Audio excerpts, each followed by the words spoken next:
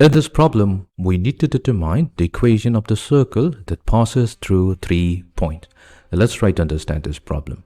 So let's say we have a circle and this circle is passing through 3 points.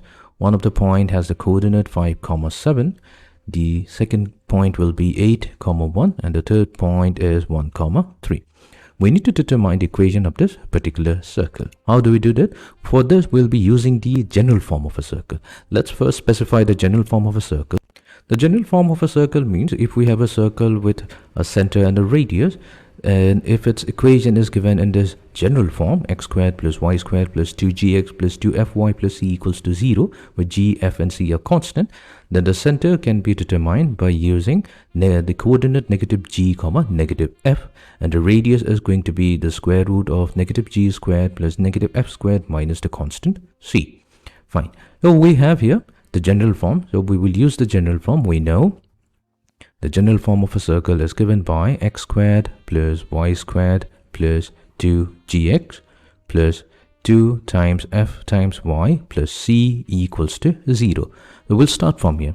Now since the circle passes through 3 points, that means each of the points are going to satisfy the general equation. So 5, 7. So if we use this particular point, then this means that we have to replace the value of x with 5 and the value of y with 7 because it lies on the circle. This is going to give us, so we have 5 squared plus 7 squared plus 2g times 5 plus 2 times f times 7 plus c equals to 0. So let's further solve this question. So we get 25 plus 49 plus 10 times g plus 14 times f plus c equals to 0. The 25 plus 49, that's going to be 74. So we have 10g plus 14f plus c. We're going to take 74 to the right hand side, so we get negative 74. Fine. We're going to label this as equation number 1. Now, the circle also passes through the point 8, 1. So that means we can replace the x coordinate with 8 and the y coordinate value with 1. Now this is going to give us 8 squared plus 1 squared plus 2 times 8 times g plus 2 times 1 times f plus c equals to 0. Now that's going to give us 16g plus 2f plus c.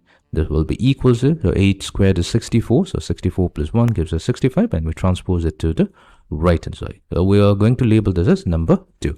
And coming to the third point, which is 1, 3. So we get 1 squared plus 3 squared plus 2g plus 6f plus c equals to 0. So that gives us 2g plus 6f plus c equals to negative 10.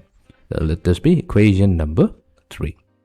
So we have 3 parameters g, f and c, and we have 3 equations. So we can use these 3 equations to find the value of g, f and c. So let's begin. So let's do one thing. So we will take equation 1 and from it we're going to subtract equation number 2. So we get 10g minus 16g, so that will be negative g. Plus we have 14f minus 2f, so that gives us 12f. Positive c minus c goes away, so that will be equals to negative 74 minus of negative 65, so that means we have 65 minus 74. So that is going to be negative 9.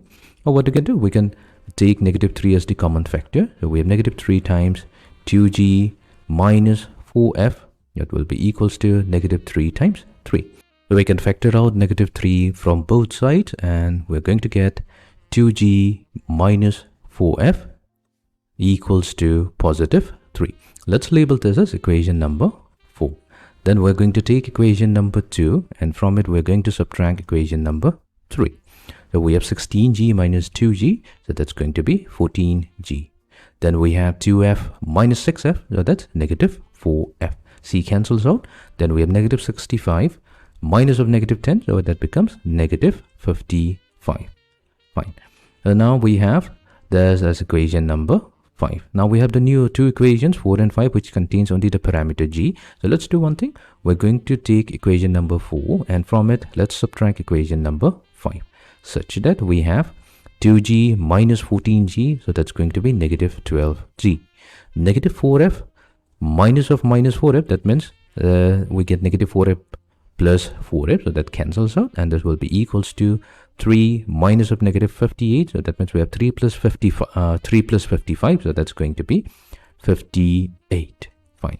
So g value comes out to be negative 58 over 12. So our g value comes out to be negative 29 over 6. Fine. Now we need to find out the value of f. So what we can do, we can replace the value of g in either equation number 4 or equation number 5 to find out the value of f, and f comes out to be negative 19 over 6.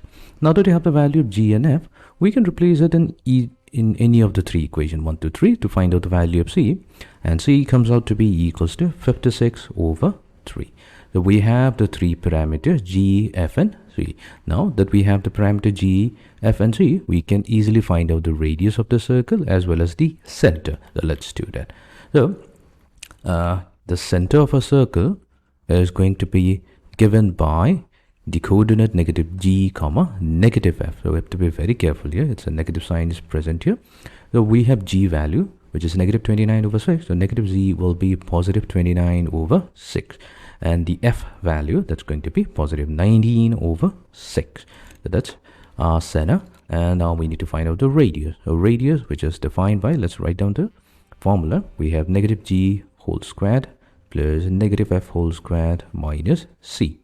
So we'll replace all the values. So we have square root of negative 29 over 6 whole squared. That's positive, plus negative f will be 19 over 6 whole squared minus c value, which is 56 over 3. So this comes out to be equals to square root of 265 over 18. So that's our radius. Now that we have the radius as well as the center of the circle, now we are ready to find out the equation of a circle. For this, let's use the standard form of a circle. The standard form of a circle is this equation: x minus h whole squared plus y minus k whole squared equals to r squared. Here h and k represents the coordinate of the center and r is the radius. Now in a case, we have found out that the center is 29 over 6 e comma 19 over 6, and in the standard form this is going to be equivalent to h comma k. So that gives us the values of h. H comes out to be 29 over 6 and the value of k comes out to be 19 over 6, and our radius is going to remain the same, so that's going to be square root of 265 over 18. So let's substitute this into our standard form. So we now get x minus h, that is 29 over 6 whole squared, plus y minus k, so that's 19 over 6 whole squared, equals to square of the radius, so that's 265 over 18. So this is going to be the equation of the circle in its standard form, and if you want, we can expand this, and this is going to give us the equation in the general form. So that's going to be 3 times x squared plus y squared minus 29x minus 19y plus 56 equals to 0. So this is going to be the equation, the general equation of a circle.